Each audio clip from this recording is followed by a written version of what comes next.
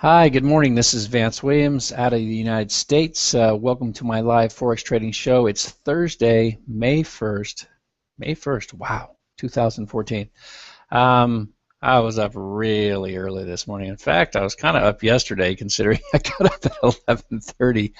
I'm not sure why, but I'm just going to roll with it. I hope my mind is sharp enough. Anyway, just to let you know, I'll be broadcasting from Naples, Florida next week. If you live near Naples and you want to have coffee, let me know. You can find me all over the internet. But I'm going there to do a little business, meet a friend, and enjoy some sunshine while I work from there. I also want to thank all of you for your interest in my Ultimate Training Program. We filled up the offer in a week. You can still meet with me and get my free book, Seize the High Ground. People love that book, and you can also get on the waiting list for our training program. Might as well, right? Here's how you do that. Just go to forexartofwar.com and look for the free consultation right here. When you click on that, that's going to show you how to get the book and register. So huge value, all free. So anyway, let's get that out of the way. Very quickly, congratulations to Natasha and Marius, who just moved to level 3. They're now working on their trading plans. Great job, you guys. Also, Umar, Jan, and Chet just moved to level 2. Great job to you guys as well. And we have a couple of people who are going to be making the move to level 4, which is live trading in the next couple of weeks. And I know you guys are going to do great. Market conditions. We had some information come out for the pound a little earlier, about 4:30 a.m. I did start the show a little bit early this morning, about 6 minutes or so. But the Fed Chair Yellen is going to speak coming up here at the bottom of the hour. That's at 8:30 a.m. Eastern. It could shake things up a bit. I'm going to talk a little bit about this in a way later, but the Fed's going to probably be taking on the private market more and more as time goes on. I think that'll make more sense when you hear what I have to say later. We also have U.S. dollar unemployment claims at 8:30, ISM manufacturing PMI at 10 a.m., and then something later for the Australian dollar. Keep in mind that non-farm employment data is going to be coming out tomorrow morning at 8:30 a.m. Eastern, and it's always better to err on the side of caution. There's generally a lot of speculation surrounding that information. There are clearly people who get the information before you do. That creates movement. So better just to stay away from that. But if you're just practicing, might as well trade and get some real experience seeing what it does. Now, the first thing I want to talk about is the 5-year range we just closed above. This is the first time we've closed out of that range on a monthly chart in 5 years, and I think this probably signals the beginning of the end for the U.S. dollar as the reserve currency in the world. Time will tell. This is a monthly chart I have on my screen, and so you can see right there that monthly candle closed above that range, and so this is probably a significant development here. How does this, or how can this affect our trading? Well, I think for the first time in 5 years, listen carefully, we can start thinking about trading longer-term trends. Now, you might have heard a lot of traders doing just that the past 5 years, just kind of ignoring whatever was happening, but I submit that you can't trade long-term charts if there is no long-term belief in a future of the world or any particular economy, on the part of investors, and that range pretty much tells it all. So those of you who've been in my training program and have learned to trade core logic with incredible precision, I think more opportunity is going to open up to us now, and Forex trading is really going to be even better. So obviously I'll have more thoughts on this as time goes on. Now, could you have traded this in some way, this break that occurred? Yes, you could have put a position on when price made that move above the level yesterday and just held it for a while. It's one of those kind of rare and unique opportunities that comes along once in a while, like the first time the euro moved above 140 in the last decade. There were all kinds of buy orders sitting there. I think they're a little bit more reserved with this range, but still there are some things you could have done. Maybe I'll mention that today on the live trading room for our members. Now, someone asked me about the banks and government controls on the economy. It is true that the free market has been strangled by fears, and some of the things that the government did were necessary. I mean, it could have been very bad had they not jumped in there and bailed out the banks. The Fed, it's been going on for a long time. The Fed's been worried about deflation. They've been keeping interest rates low, and one of the effects of this is the banks just keep getting money really cheap, investing in stocks, creating a new bubble there. No real reason to attract depositors and do banking. It's kind of a crazy system. Nobody wants to deposit money in their savings account because you can't even keep up with inflation with what they're paying you in terms of interest. I mean, inflation on everything you have to buy is going up at over 10% a year.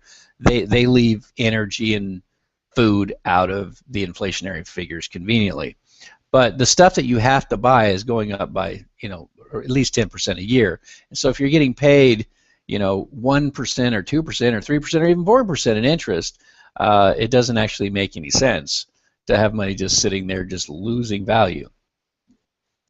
But you don't have to look any further than Japan in the 90s to see how this all works out. They went nowhere for almost 15 years with a debt 200% of GDP. I mean, that's crazy. I think we're at about 140, 20%. I haven't looked for a while, but we're not there yet. But remember that Japan had the U.S. to back them up. We don't have anybody, and with a kind of a depreciating dollar, even less so. So what to look for next is for the private market to be moving outside of normal channels, outside of Wall Street and traditional banking, for investment and higher rates of interest. What I'm saying is the Fed is controlling the economy up to the point that you and I just look elsewhere for our own investment. And so I'd look for channels to open up all over the place for private investment in traditional business. So we'll look out for that. And that's the other piece that we need to fall into place. We need to get the government's not going to take themselves out of the equation, but the private market, I think, will evolve them out of the equation. Okay, before we look at price today, let's take a look at a couple of trading setups in the past 24 hours. Let's go over to the pound chart, 30-minute. There was one yesterday. It made a really nice pullback, kind of a deep pullback here, and then made that nice second push right there. So that was yesterday. Most of the traders would have liked to have had their stop below this barrier, so that'd have been fine. And you'd have had to wait for a better price. This morning, if we want to take a look at this one right here, you can't see it as well on the 30-minute. Again, don't trade a 5-minute chart, but we need to zoom in on the 5-minute chart to see the actual behavior of the buyers and sellers. Remember, we're not trading candlestick patterns or charts or algorithms or indicators. That's all symbols, guys. That's not real. Those are representations of what's real. What's real is the human behavior. So let's drop down to the 5-minute, and we'll be able to see, oh, they made a nice long move, pulled back to 50%, made the second push. You can see it right there. And so that was the cream of the crop trade this morning. It came pretty early, obviously, and I was up early, so I saw it. But that was it right there. And then, this is your right shoulder, even though the right shoulder's higher than the head. Forget everything they told you. The right shoulder is always determined by the three-wave. So it has nothing to do with position, candle size, distance, none of that stuff. It is a psychological relationship between the strong move and the second push, and it follows. And so it's only natural that we got a deeper correction here. And now we see the wave, this new wave is dropping below 76.4. And let's take a look at its proximity to the bear. So it's dropping into this range. So you're going to keep getting some buying interest here. People see that, traders see that long-term sentiment, and they see this as a good price on a dip to get back in. So there's going to be buying interest here. Now, could this reverse? Absolutely. We already saw the primo trading opportunity right there. Now, there was one on the euro right here, and you can see it's holding. just barely at 76.4 and this former really obvious level here. But this move, if you were to actually measure it, it looks really great, but the reality is it's only 20 pips. So 20 pips is basically the defining line between noise and market strength. So keep that in mind. All right, let's just take a look at current price movement, what we might look for. Me personally, I wouldn't touch this unless it moves above here. We got to change our colors. Must have been doing some things yesterday. There we go. So so we need to move above that level and stretch out a little bit, have a range of advance big enough to show some real buyer strength and have enough room to get in and out with good risk management. To the downside, I'll update, you know, on the read more link, you know, on the home page. Let me show you that real quick for those of you who don't know. Under the video players and anything I've posted here, there's a link down here. Oh, I see, I need to fix that. But there's a link that says read more, and that takes you into the forum where I'll post more analysis. So keep that in mind.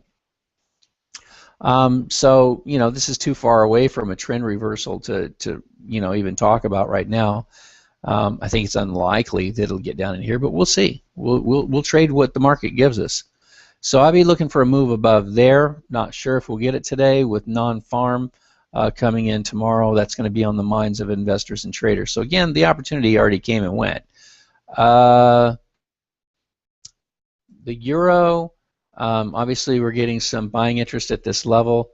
It's a small, keep in mind, it's only a 20 pip move, so that's not really you know, enough strength to cause people to take positions. Now they may have waited for a really good price right in here, got their stop down in here and got a little bump. Maybe their stop wasn't low enough and they got tripped out here. You know, that's all personality and, you know, personal trading style development. Me, I'm not interested. A quick look at the Australian dollar. Potential downtrend. This is really messy. I don't like this at all. This is just too choppy and too indecisive. Going over to the Kiwi, New Zealand. Okay, we got possibly a little something here. You've got a move. Let's look at that last move up. I'm not on a 5 minute, so let me drop down to a 5 and move over here. We had a move there, move here, move there. So the last move up was there. That was the last new wave up. It came down. It hit that 5 minute candle body level. So there was your move, and then a correction. There's a last move up there. So, oh, there's another move up. So take a look at that. So there was a move up here. I'm not sure that was strong enough to trade. It wasn't. It was 16 pips. So this is really tired. So what we would need now on the Kiwi is a move above here. That's what you would need. Reversals, you know, again, look at the read more link if you want to see what I got going on there. So probably, you know, they might just be in pause mode.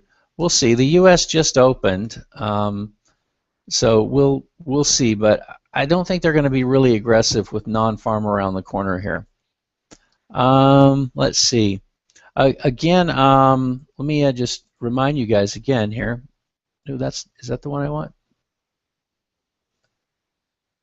Oh, I need to log out to show you guys this. You're seeing actually the member stuff over here. I just want to remind you again, you can still meet with me and get that book Everyone Loves, Seize the High Ground, just by clicking here and filling out the form.